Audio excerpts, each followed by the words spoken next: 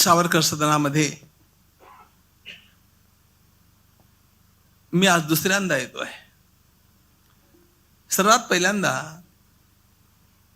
मी या ठिकाणी आलो तो तात्यारावांचं, स्वातंत्र्यवीरांचं अंतिम दर्शन घेण्याकरता आलो. आटापिटा करून आलो.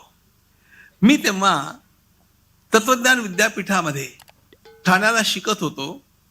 अगदी नवखा होतो. मुंबईत येणं जाणं मला ठाऊक नव्हतं. आणि अचानक मी सकाळी वार्ता वाचली की स्वातंत्र्यवीर गेले. मला वाटलं माझ्या जीवनातल्या एका आराध्य दैवताचं हे अंतिम एकच दर्शन मला शक्य आहे. म्हणून मी काही मित्रांना विनवण्या करून त्यांच्यासोबत या ठिकाणी आलो. या ठिकाणी आणि मराठा मंदिरमध्ये जेथे त्यांना संघाच्या वतीनं मानवंदना दिली गेली त्या ठिकाणी मी उपस्थित होतो. कशा करता? माझ्या बालपणापासून ज्यांच्या वाङ्मयाचा आणि ज्या व्यक्तित्वाचा मी ध्यास घेतला त्यामध्ये आद्य पुरुष स्वामी विवेकानंदांच्या बरोबरीनं स्वातंत्र्यवीर सावरकर हे आहेत. या महनीय व्यक्तिमत्वानं आम्हाला जो मंत्र दिला तो फार महत्वाचा आहे. स्वातंत्र्यवीरांच्या काही विचारांच्या सोबत माझे मतभेदही असतात, पण ते एका घरामध्ये आपल्याला चालतात आणि आदर ठेवूनही ते बाळगता येतात. तरी पण जेव्हा भगूरला अन्य पक्षांचं शासन असल्यामुळे केंद्रीय स्थानी स्वातंत्र्यवीरांचा पुतळा उभा करू देत नव्हते, तेव्हा मी त्या ठिकाणी 3 व्याख्यानं दिली.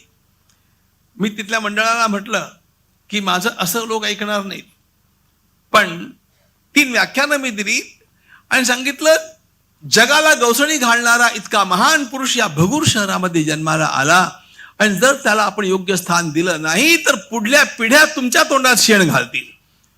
दुसऱ्या दिवशी मला लोकांनी बोलावलं आणि सांगितलं तुम्हाला हवं ते स्थान घ्या आणि तात्यांचा पुतळा त्या ठिकाणी उभा करा. हे सगळं मी सातत्यानं करत गेलो. बालपणापासून मला सावरकरांचं वेड होतं. त्यांचं जीवन दैदिप्यमान तर होतंच, पण भविष्याच्या दृष्टीनं आपल्या सर्वांना मार्गदर्शक अशा प्रकारचं तेच जीवन आहे. आणि म्हणून माझ्या विचारांची गंगा हे एकीकडे स्वातंत्र्यवीर सावरकर आणि दुसरीकडे स्वामी विवेकानंद या 2 तटांच्या मधनं वाहत गेली आणि त्यामुळे ती राम मंदिरापर्यंत पोहोचू शकली. हे लक्षात ठेवा. त्या गंगोत्रीचा, त्या गंगेचा मूळ उगमस्थानाचा भाग आळंदीला असला तरी तट हे 2 आहेत. आणि त्यामुळे जे काही माझ्याकडनं घडलं त्या सर्व क्षेत्रांच्या मधनं मला आज वसंत पंचमीच्या दिवशी सरस्वती पूजनाच्या निमित्तानं, बरोबर सरस्वती पूजन म्हणजे सारस्वतांच्या विचारधारांचं पूजन. या देशाला तारणारी जर कुठली विचारधारा असेल तर ती स्वातंत्र्यवीरांची आणि छत्रपतींची विचारधारा आहे. हे लक्षात ठेवा.